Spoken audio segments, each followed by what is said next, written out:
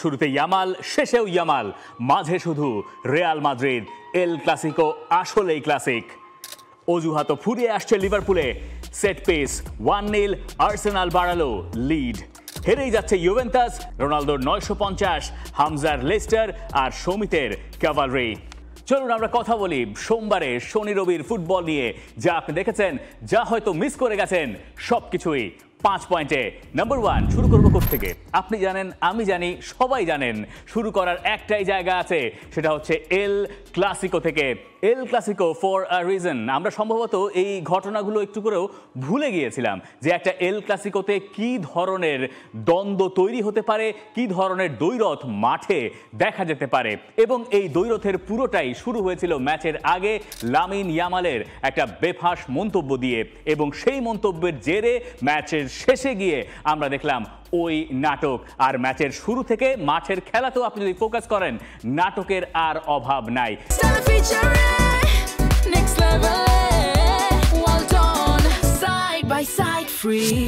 একটা একটা করে বললে সেটা শেষও হবে না। ম্যাচের মোটে 2 মিনিট থেকে শুরু হলো, যখন একটা পেনাল্টি রেফারি দিলেন রিয়াল মাদ্রিদকে, কিন্তু সেটা ভিআর দেখে বাতিল করা হলো। এরপরে কিলিয়ান এমবাপে দুর্দান্ত এক ফিনিশিংয়ে বল জালে জড়ালে, এরপরে উদযাপনও করলেন অনেকক্ষণ ধরে। এর কিছুক্ষণ বাদে জানা গেল ওটা হয়েছে অফসাইড। একেবারে ন্যারোয়েস্ট অফ মার্জিনে কিলিয়ান এমবাপে আটকে গেলেন, কিন্তু রিয়াল মাদ্রিদ আর কিলিয়ান এমবাপেকে বেশিক্ষণ আটকে রাখতে বার্সেলোনা পারে নাই। সেই কিলিয়ান এমবাপের গোলেই লিড যখন রিয়াল মাদ্রিদ নিল, নাটক তখনও শেষ নয়। ফার্মিন লোপেজের গোলে সমতা, এবং তারপরে পেদ্রির ওই জার্সি টেনে ধরার চেষ্টা। পেদ্রি কেন জার্সিটা টেনে ধরেছিলেন সেটা একটু বোঝার ব্যাপার আছে। ম্যাচের তখন 42 মিনিট চলছে সান্তিয়াগো বের্নাবিউতে, এবং বার্সেলোনা বেশ খানিকটা চাপেও তখন ছিল। ওই মুহূর্তে যেহেতু তারা সমতায় ফিরেছে 38 মিনিটে, মিনিট কয়েক বাকি হাফ টাইম হতে, এর ভেতরে 1-1 স্কোর লাইনটা বার্সেলোনার খুব বেশি প্রয়োজন ছিল। সেকেন্ড হাফে হয়তো তারা তখন গুছিয়ে উঠে নতুন একটা পরিকল্পনা নিয়ে মাঠে নামতে পারত। ওই কারণেই ভিনিসিয়াসকে ওইভাবে জাপটে ধরে রাখার চেষ্টা ছিল পেদ্রির। কিন্তু মারফিস লয়ের মতো যা কিছু খারাপ আপনার সাথে হতে পারে, সম্ভাবনা থাকে, তার সবটাই আপনার সঙ্গে হবে। ওই মারফিস ল সত্যি হলো পেদ্রির জন্য। ওই অ্যাটাক থেকে, অর্থাৎ ওই ফ্রি কিক থেকেই আলটিমেটলি গিয়ে গোল করলেন জুড বেলিংহ্যাম। আলটিমেটলি ওইটাই হয়ে গেছে এই ম্যাচের, অর্থাৎ এল ক্লাসিকোর ডিসাইডার। আর রিয়াল মাদ্রিদ জিতে পয়েন্ট টেবিলে 5 পয়েন্টে বার্সেলোনাকে পেছনে ফেলেছে। কিন্তু গল্প ওখানেও শেষ হয় নাই। ভিনিসিয়াস জুনিয়রকে বদলি করা হলো, এবং বদলি করা পরে তিনি একটা রিয়াকশন দেখালেন। দেখুন, সেই রিয়াকশনটা নিয়ে অনেক কথা হয়েছে, অনেক কথা সামনের দিনগুলোতেও হবে।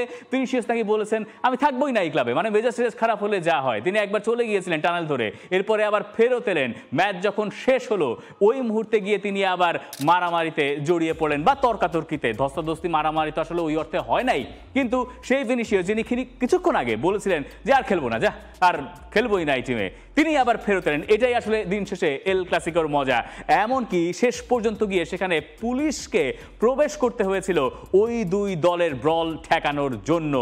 এই রকম ঘটনা আপনি এল ক্লাসিকোতে বহুবার দেখেছেন। 2010 থেকে 2015-16 মৌসুমগুলো পর্যন্ত এই রকম ঘটনা অহরহ ঘটত, এবং এল ক্লাসিকো নিয়ে তখন লোকে বলতেন যে এর ভেতরে, অর্থাৎ স্প্যানিশ টিমের একটা দূরত্ব তৈরি হয়ে যেতে পারে। যেমন দানি কারভাল ম্যাচ এসে বললেন কথা কম কথা কম কথা কম, তখন লামিন ইয়ামালকে সবাই প্রোটেকশন দেওয়ার চেষ্টা করলেন বার্সেলোনা ফুটবলাররা।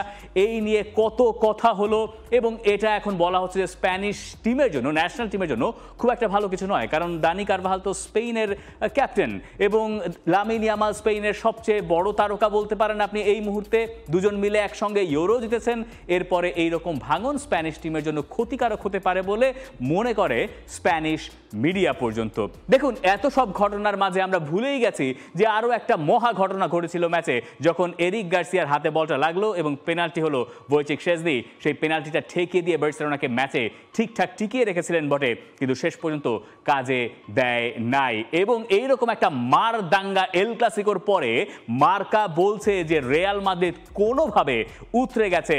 আজ বলছে রিয়াল মাদ্রিদ যে আলাদা টিম, সেটা হান্সি ফ্লিক এতক্ষণে টের পেয়ে গেছে মুন্দো দেপোর্তিভো যারা বার্সেলোনা ঘেঁষা অথবা স্পোর্ট যারা বার্সেলোনা ঘেঁষা, তারা বলছে একটা বাজে সন্ধ্যা গেছে রিয়াল মাদ্রিদের মাঠে বার্সেলোনার, এবং ব্যাড লাইটের কথাও বলছে আসলে মুন্দো দেপোর্তিভো।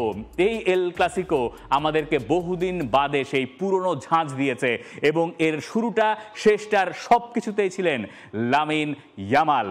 এখন কথা হচ্ছে এই এল ক্লাসিকোর শুরু শেষের ভেতরে কোন জায়গায় গিয়ে আমরা আসলে একটা পয়েন্ট টানতে পারবো, মানে এই ম্যাচটা যে রিয়াল মাদ্রিদ 2-1 গোলে জিতলো সেটা কি ডিজার্ভিং ছিল কিনা? সম্ভবত তাই ছিল। হয়তো মোটে 1 গোলের ব্যবধান, বার্সেলোনা শেষ দিকে গিয়ে কিছু সুযোগ পেয়েছিল কিন্তু সেগুলো তারা কাজে লাগাতে পারে নাই, এবং তাদের ফুটবলাররা যারা ইনজুর ছিলেন স্পেশালি রাফিনিয়ার মতো ফুটবলারকে মিস করেছে বার্সেলোনা। ম্যাচের এসব তাত্ত্বিক কথা আমরা পরে বলবো, কারণ এই যে ঝাঁঝ যেটা এল ক্লাসিকোর মজাটা আবারও বাড়িয়ে দিয়েছে সেসব নিয়ে কথা বলা দরকার, তাই না? মানে ইয়ামালের মন্তব্যটা আসলে কি ছিল? ইয়ামালের মন্তব্য ছিল যে রিয়াল মাদ্রিদ কাঁদে, রিয়াল মাদ্রিদ রেফারি নিয়ে অভিযোগ করে, এসব তিনি বলেছিলেন একটা স্ট্রিমিং ওয়েবসাইটে, যেটা কিংস লিগ, যেটার মালিক আবার জেরার্ড পিকে, যেটার প্রচারণায় তিনি নিয়মিত থাকেন, এবং যিনি লামিন ইয়ামালের ওই ইন্টারভিউটা নিয়েছিলেন তিনি এখন আফসোস করছেন যে ভাই আর জীবনে কোনোদিন আমি এই কাজ করব না। মানে লামিন ইয়ামাল তো বুঝেই গেছেন যে পুরো এল ক্লাসিকোটা তাকে ঘিরে, তার মোড়কে আসলে উপস্থাপিত হয়েছে, সেটা তিনি চাইলেও সেটা তিনি না চাইলেও মাঠেই কেবলমাত্র লামিন ইয়ামালকে খুঁজে পাওয়া যায় নাই। তো ও আরেক আলোচনা, আমরা বরং একটু শুনে নেই যে কে, মানে ইবাই নামে স্প্যানিশ যে স্ট্রিমার ভদ্রলোক আছেন যিনি ওই লামিন ইয়ামালের ইন্টারভিউটা নিয়েছিলেন, তিনি এই ঘটনার পরে বলছেন দায়টা আমাকেই নিতে হচ্ছে, বার্নাবিউর মারামারিটা আমার জন্যই ঘটেছে, আমি ইয়ামালের সঙ্গে পডকাস্ট করার সিদ্ধান্ত নিলাম, সেখানে জিজ্ঞাসা করলাম মাদ্রিদ চুরি করে তবুও কাঁদে, এবং এরপরে পরিস্থিতি এমন হলো যে পুলিশও মাঠে ঢুকে গেল, আর এমন করব না। তো এই হচ্ছেন সেই ভদ্রলোক, এই হচ্ছে সেই পডকাস্টের পরের ছবিটা যেখানে এই ভদ্রলোক দাবি করছেন যে ভাই এই সব ঘটনা আমি আর ঘটাবো না, এইরকম মারদাঙ্গা মন্তব্য করা যাবে না। মানে ইয়ামেল যেটা করেছিলেন যে তিনি আসলে সায় দিয়েছিলেন তার কথায়, সেটা যে এত বড় ব্যাপ্তি তৈরি করবে এবং তাই নিয়ে এত আলোচনা হবে সেটা হয়তো লামিন ইয়ামাল বুঝে উঠতে পারেন নাই। 18 বছর বয়সে ফুটবলার হয়তো অনেক কিছুই বোঝেন, কিন্তু এল ক্লাসিকোতে দিন শেষে কত কিছু ঘটতে পারে, সেটা বিপরীত দিকে যেতে পারে, বার্সেলোনার বিপরীতে যেতে পারে, তার বিপরীতে যেতে পারে, এটা হয়তো জানা ছিল না লামিন ইয়ামালের। তবে আমাদের মতো নিউট্রাল সমর্থকদের জন্য ভালো হলো যে আমরা একটা নতুন লাইন পেয়ে গেলাম, এবং এই ঝাঁঝটা পরের এল ক্লাসিকোতেও থাকবে।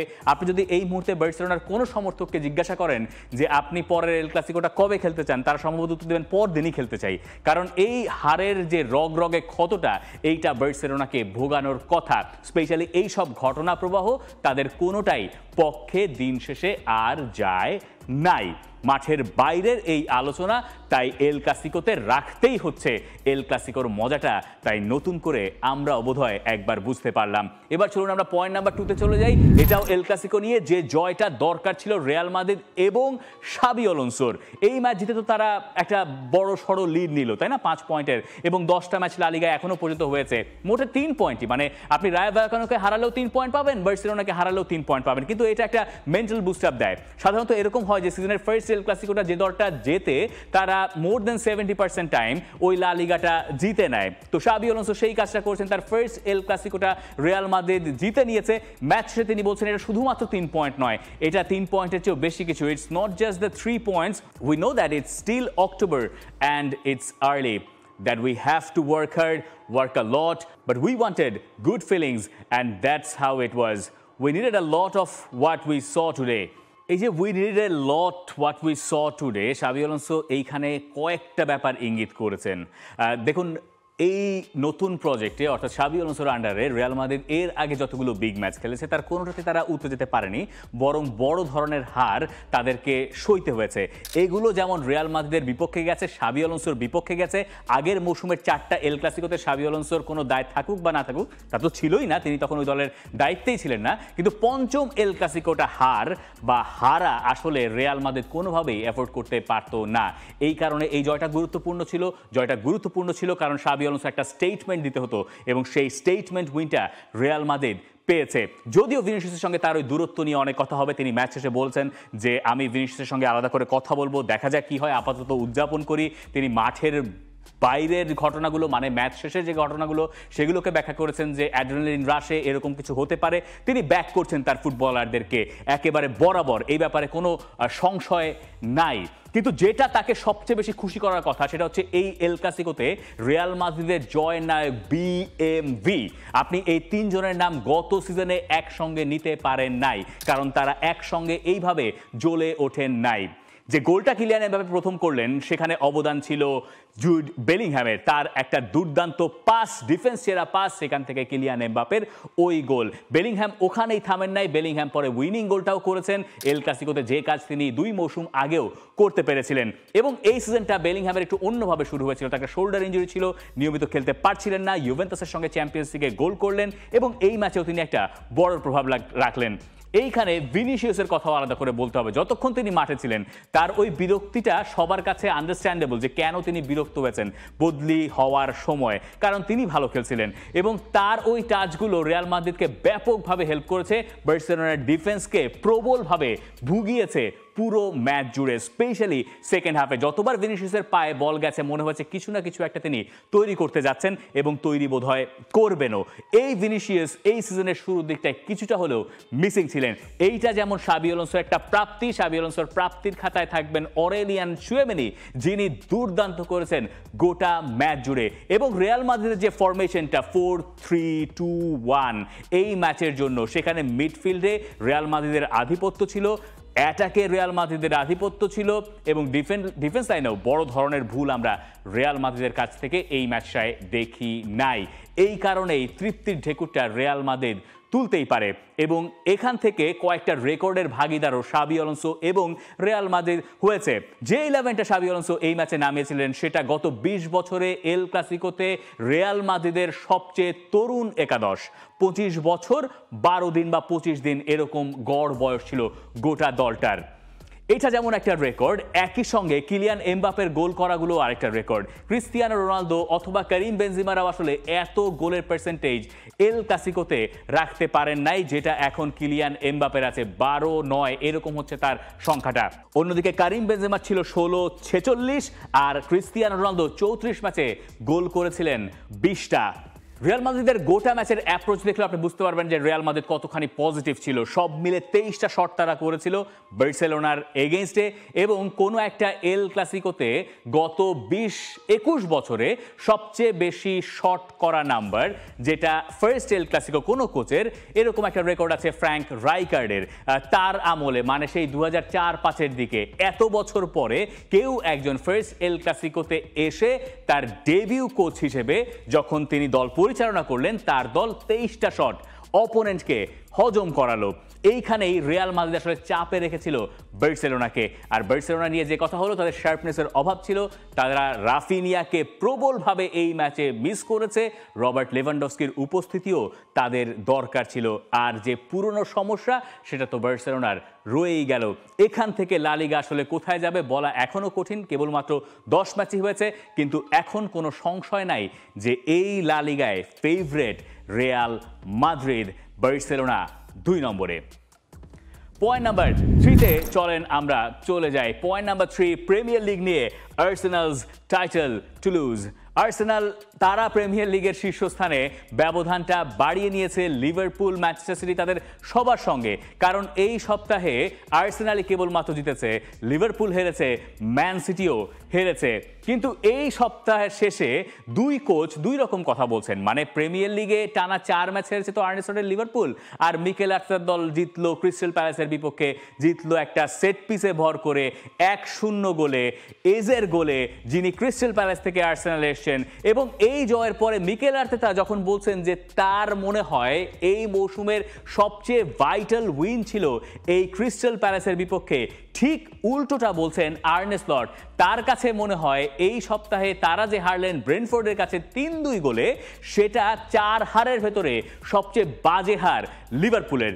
কিভাবে রাতারাতি পয়েন্ট টেবিলটা পাল্টে যায় আর প্রিমিয়ার লিগে ছন্দপতন হতে পারে। মাসখানেক আগে আর্সেনাল 5 পয়েন্টে পিছিয়ে ছিল লিভারপুলের তুলনায়, তখন আমরা বলছিলাম যে আর্সেনালের তুলনায় লিভারপুল কি ঢের এগিয়ে যাচ্ছে, অথচ এখন আপনি এই টপ 5-এ খুঁজেই পাবেন না লিভারপুলকে।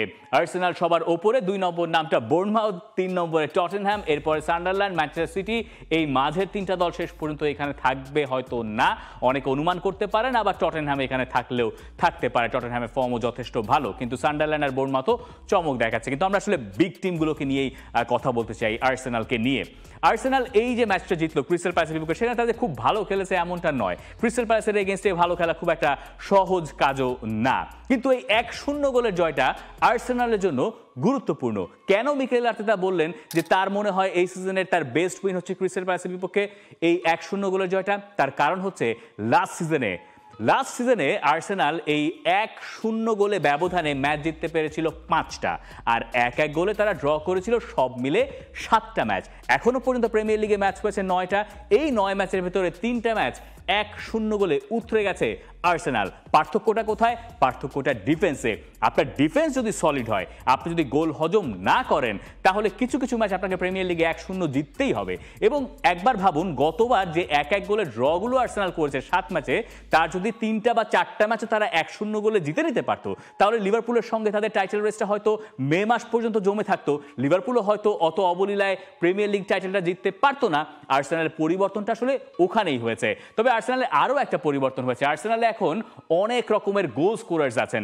শেষ 6টা প্রিমিয়ার লিগ ম্যাচে তাদের 9 জন ডিফারেন্ট গোল স্কোরার আছেন, যেটা আর্সেনালের শক্তি, এবং সবাই তারা গোল করেছেন। অথচ একবার ভাবুন, আগেরবার ব্যাপারটা এমন ছিল, মার্টিন ওডেগার যদি ইনজুর্ড হয়ে যান, তাহলে এই আর্সেনালে কে ক্রিয়েট করবেন সেটাই আসলে খুঁজে পাওয়া যেত না, এবং সেটা নিয়ে দুশ্চিন্তায় পড়তে হতো আর্সেনালকে।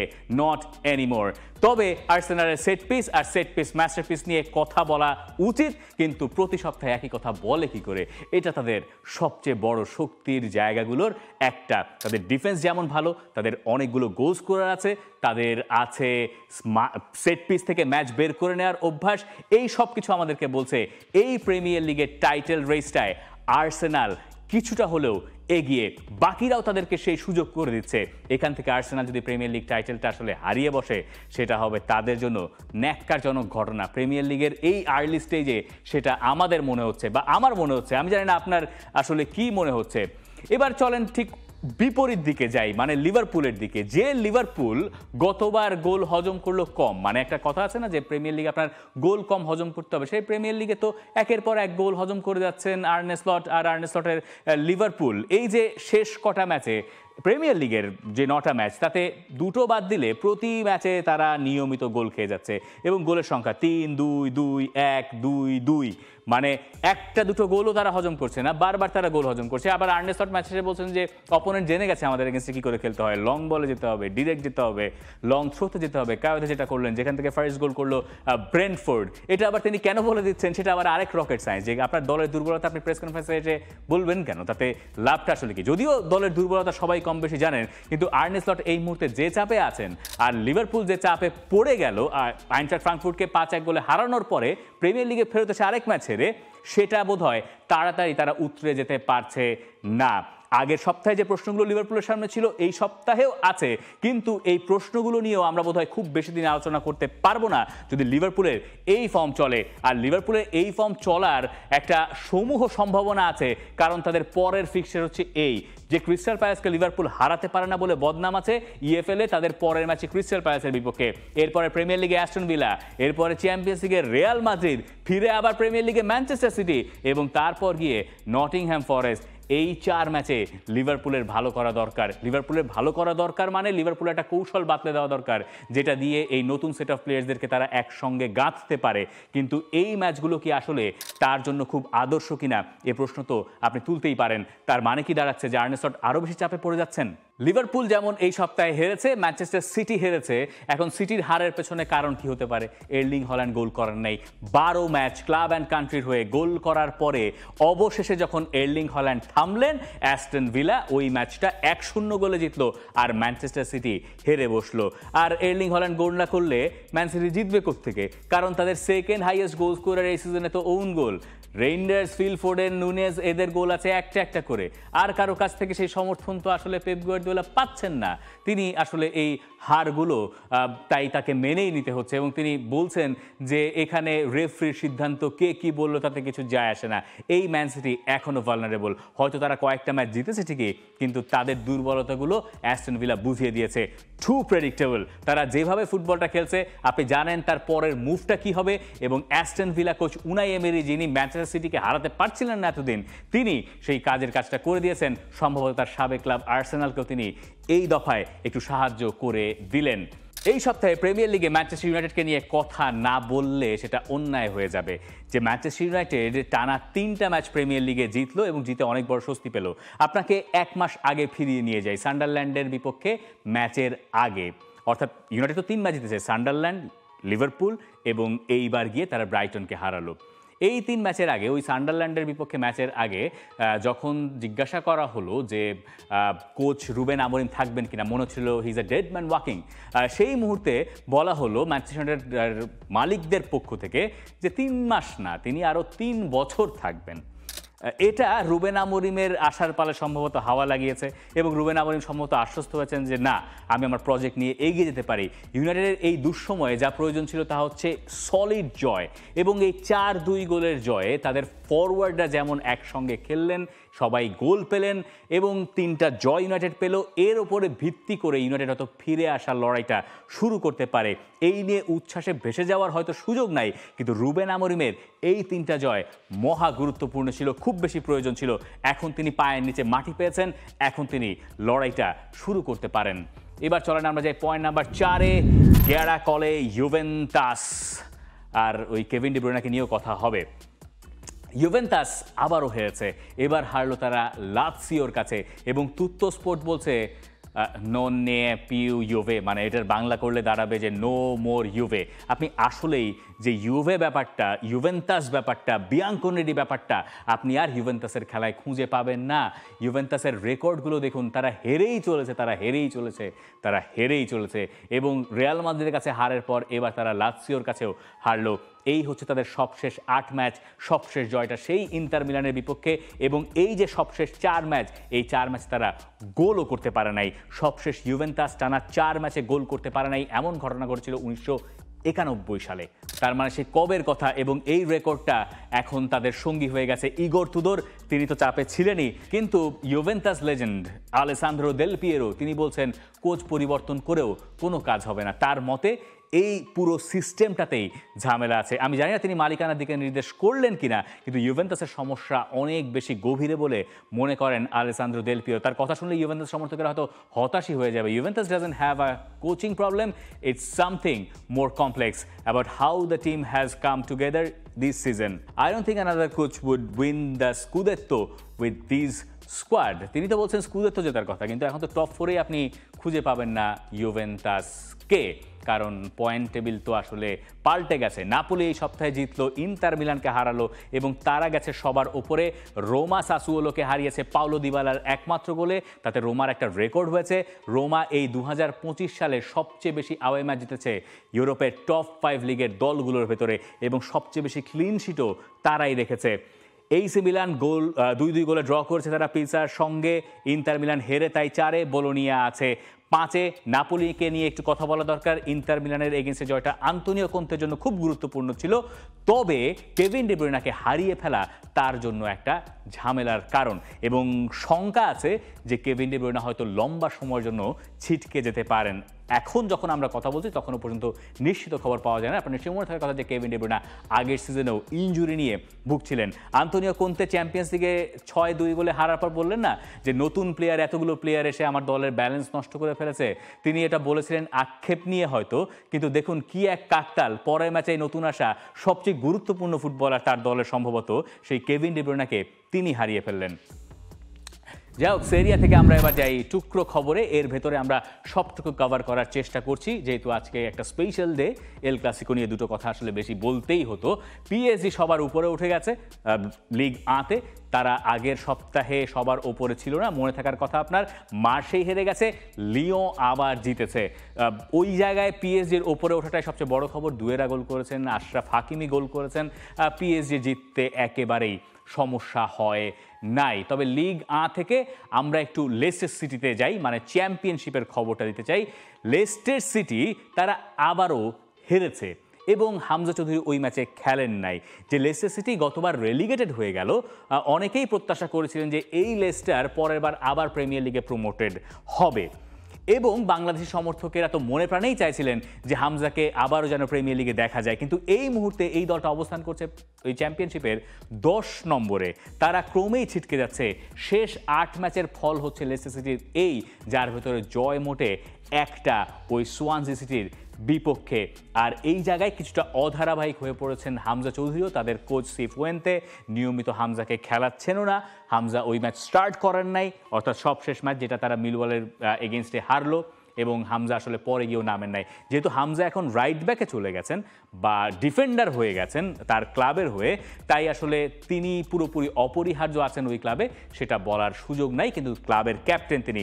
লেস্টার সিটিকে এইখান থেকে প্রিমিয়ার লিগে উঠতে হলে বহু কাঠখড় পোড়াতে হবে। গতবার যে 3টা ক্লাব রেলিগেটেড হয়ে গিয়েছিল, যারা এখন চ্যাম্পিয়নশিপে খেলছে, কারো অবস্থায় আসলে ভালো না। আর লেস্টার সিটি তো আসলে কোচ বারবার পরিবর্তন করে অনেক রকম ঝামেলাতেই পড়েছে। রুড ফন নিসলরয় স্যাকড হয়েছিলেন সিজন শুরুর আগে এবং পরে গিয়ে সিফুয়েন থেকে আনা হলো। সেই সিফুয়েন্তের আন্ডারে এই হচ্ছে রেজাল্ট, যেটা হামজা চৌধুরীর জন্য মোটেই সুখের কিছু নয়। তবে ভালো খবর আছে সমিত সোমের জন্য। সমিত সোমের দল 4-1 গোলে জিতে তারা চলে গেছে কানাডিয়ান প্রিমিয়ার লিগের সেমি ফাইনালে, অর্থাৎ তার সামনে সুযোগ থাকছে এখনো পর্যন্ত শিরোপাটা জেতার।